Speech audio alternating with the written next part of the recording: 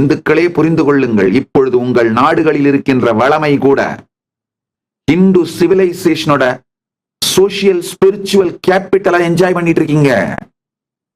Hindu சிவிலைசேஷனோட social spiritual கேபிட்டல்னா என்ன சொல்ல வரேன்னா, நம்முடைய ஹிந்து சிவிலைசேஷன் நமக்குள்ள கத்து கொடுத்த கருத்துக்கள், அதனால் விளைந்த மாறல், அதனால் விளைந்த சமூக கட்டமைப்பு நாட்டுக்கு பெரும் சுமைகள் இல்லாமல் காக்கின்றன. உதாரணத்துக்கு இந்த முதியவர்களை பார்த்துக் கொள்வது, பெற்றோர்களை பார்த்துக் கொள்வது, வேக வேகமா மேலை நாட்டோட சமூகத்தை, அந்த வெஸ்டர்ன் சிவிலைசேஷனை கண்மூடித்தனமாக பின்தொடர்வதனால் ஏற்பட்டிருக்கிற கொஞ்சம் முதியோர் இல்லங்களை தவிர இன்னமும் இந்தியாவில் பெரும்பான்மையான இந்துக்கள், பெரும்பான்மையானவர்கள், இந்தியாவில் மட்டுமல்ல உலகம் முழுக்க பெரும்பான்மையான இந்துக்கள் தங்களுடைய முன்னோர்களை, மூத்தவர்களை, முதியவர்களை, பெற்றோர்களை தங்களுடனேயே வைத்து பார்த்துக் கொள்வதனால் வயதானவர்களின் அவர்களை பார்த்துக் கொள்ள வேண்டிய சுமை ஸ்டேட் மேல, கவர்மெண்ட் மேல இல்லாமல் போகின்றது. இன்னமும் தங்கள் குழந்தைகளை தங்கள் சம்பாத்தியத்தின் மூலம் படிக்க வைக்கின்ற ஒரே சிவிலைசேஷன் இந்து சிவிலைசேஷன் தான். வேற எந்த சிவிலைசேஷன்லயும் அந்த பழக்கம் இல்லை. அது மட்டும் இல்ல, நம்ம சிவிலைசேஷன்ல பெரியவங்க என்னுடைய தலைமுறைக்கு நான் சேர்த்து வச்சுட்டேன்பா அப்படின்னு நினைச்சுதான் அவங்க முதுமையை வாழ்வாங்க. ஆனா வெஸ்டர்ன் சிவிலைசேஷன்ல என் லாஸ்ட் செக் பவுன்ஸ் ஆகணும் அப்படிதான் வாழ்வாங்க. அவங்க லைஃப் ஸ்டைலே இப்படித்தான். நம்ம முன்னோர்கள் பாத்தீங்கன்னா, நம்ம பெரியவங்க பல கோடி சொத்து வீடு இருக்கும், ஆனா இன்னமும் டூ வீலர்ல போயிட்டு இருப்பாங்க, இல்ல வாடகைக்கு டாக்ஸி எடுத்துட்டு போவாங்க, சொந்த கார் கூட வச்சுக்க மாட்டாங்க. இதெல்லாம் நம்ம சிவிலைசேஷனோட சோசியல், கல்ச்சுரல், ஸ்பிரிச்சுவல் கேபிட்டல். இந்த மாதிரி பல விஷயங்கள், என்னால் ஆயிரக்கணக்கான விஷயங்களை அடுக்க முடியும். இவைகளை எல்லாம் நாம் வேறறுத்து கொண்டிருக்கின்றோம். யுஎஸ் பாப்புலேஷன் 347 மில்லியன், அதுல பிரிசன்ல இருக்கிறது 1.8 மில்லியன். 0.52% பிரிசன்ல இருக்காங்க, இன்கார்சரேட்டட். 347 மில்லியன்ல 1.8 மில்லியன் அப்படின்னா 0.52% இன்கார்சரேட்டட், ஜெயில இருக்காங்க. இந்தியால 1.46 பில்லியன் பாப்புலேஷன், ஜெயில இருக்காங்க வெறும் 5,30,000. 0.036% தான். நல்லா புரிஞ்சுக்கோங்க, 0.036%, நாட் ஈவன் 0.1, 0.036% தான். இந்த மாதிரி லோ இன்கார்சரேஷன் ரேட்டுக்கு ஒரே காரணம் புரிஞ்சுக்கோங்க, நம்முடைய ஹிந்து சிவிலைசேஷன் நமக்கு கொடுத்த social, spiritual, moral, cultural capital. வேக வேக வேகமா வெஸ்டர்ன் சிவிலைசேஷன் நோக்கி போறீங்க. அது மாதிரியான லாஸ் ஏற்படுத்துறீங்க, அது மாதிரியான ஈகோ சிஸ்டம்ஸ் ஏற்படுத்துறீங்க, அது மாதிரியான டவுட்ஸ் ஏற்படுத்துறீங்க. சொசைட்டி, ஒவ்வொரு மனிதனுக்கும் ஃபால்ஸ் பிராமிஸ் கொடுக்குறீங்க. கவர்மெண்டே உங்களை எண்ட் பாத்திர முடியும்னு முடியாது. குடும்பம் வேணும், லார்ஜ் ஜாயிண்ட் ஃபேமிலிஸ் வேணும், டைட் நிட் ஃபேமிலிஸ் வேணும், அதோட இணைந்து வாழ்வதுதான் சுதந்திரம். ஆனா இப்ப என்ன நினைக்கிறோம், குடும்பத்தை வெட்டுவதை, எல்லோரையும் எடுத்தெறிவதை, சமூகத்தை அழிப்பதை, அதை தான் சுதந்திரம்னு கிளைம் பண்ணி டீச் பண்றோம். இப்ப எங்க போறீங்க? இதே மாதிரி இந்தியாலையும் 0.52% பாப்புலேஷனை இன்கார்சரேட் பண்ணணும்னா கவர்மெண்ட்டுக்கு என்ன எக்ஸ்பென்ஸ் ஆகும் தெரியுமா? இது கவர்மெண்ட் மேல எவ்வளவு பெரிய லோடு தெரியுமா?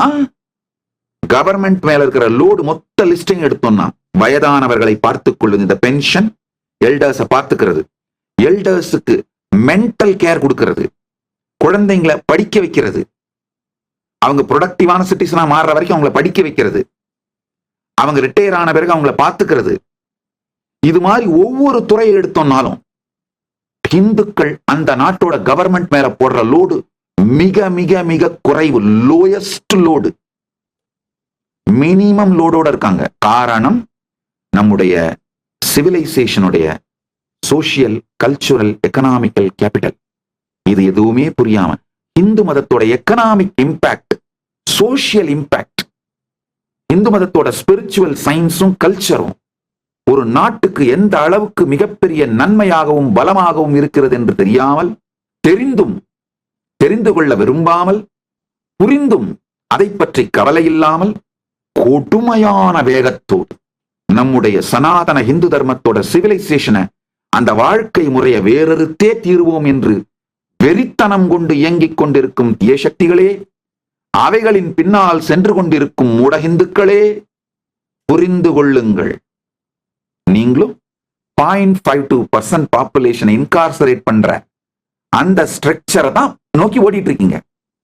பள்ளிகள் எல்லாம் இடித்து சிறையாக்கிக் கொள்ளுங்கள்.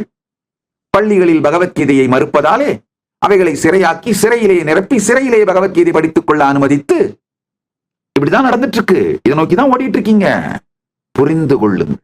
இந்த புத்தாண்டில் ஆன்மீக விழிப்பு, உயிர்மை, நமக்குள்ளும் நம்மை சுற்றி நடப்பவற்றையும் ஆன்மீக விழிப்புணர்வோடு பார்க்க துவங்குங்கள். 2026 உங்களுடைய ஆன்ம விழிப்பிற்காக, உயிரை உயிர்ப்பிப்பதற்காக, உங்களுடைய தனிப்பட்ட ஆன்ம விழிப்புக்காக, உங்கள் உயர்வுக்காக செலவிடுங்கள். இந்த 2026 உங்களுக்குன்னு எடுத்து வச்சிருங்க. போதும். யார் யாருக்காகவெல்லாமோ உழைச்சது, ஓடுனது, அலைஞ்சது, அழிஞ்சது போதும். இந்த 2026 உங்களுக்கு உங்கள் உடல் நலத்தை மேம்படுத்துவது, உங்க உடலை பற்றி நீங்கள் வைத்திருக்கும் கருத்தை சரியானதாக, முழுமையானதாக ஆக்குங்கள். அப்ப தானாவே உங்கள் உடலை பற்றி நீங்கள் வைத்திருக்கும் கருத்து முழுமையானதாக ஆனாலே உங்களை அறியாமலேயே நீங்களே காலையில 4 மணிக்கு எந்திரிச்சு யோகா பண்ண வந்துருவீங்க. பிரம்ம முகூர்த்தத்துல தூங்கக்கூடாது. என்னுடைய பயாலாஜிக்கல் கிளாக் பர்ஃபெக்டா வேலை செய்யணும். அதோட இணைந்து என்னுடைய உடம்பையும், உடம்பின் செயல்கள், வாழ்க்கை முறையை அலைன் பண்ணிக்கணும் அப்படின்னு கரெக்டா சனாதன இந்து தர்மத்தின் மரபு வாழ்க்கை முறைகளான பிரம்ம முகூர்த்தத்தில் யோகமும் பூஜையும் தியானமும், சூரியன் எழுந்த பிறகே உண்பது, சூரியன் சாய்ந்த பிறகு உண்பதில்லை, மாமிச உணவு நார்மல் உணவாக மாறக்கூடாது, உங்களுடைய உடல், மனம், உயிர் இவைகளை பற்றி நீங்கள் வைத்திருக்கும் கருத்துக்கள் முழுமையானதாகவும் சரியானதாகவும் நேர்மையானதாகவும் மாற வேண்டும். அததான் ஆன்ம விழிப்புணர்வுன்னு சொல்றேன். நீங்க உங்க வாழ்க்கையில வேற ஒன்னும் பெருசா சாதிக்க வேண்டியது இல்லைங்க. உங்க உடல், மனம், உயிர், வாழ்க்கை இவைகளை பற்றி வைத்திருக்கின்ற கருத்திலே தெளிவு வந்தால் மட்டும் போதும்.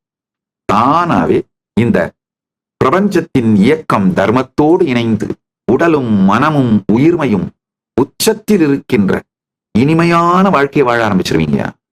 வெறும் இந்த 28 நாள் மட்டும் எனக்கு கொடுங்க.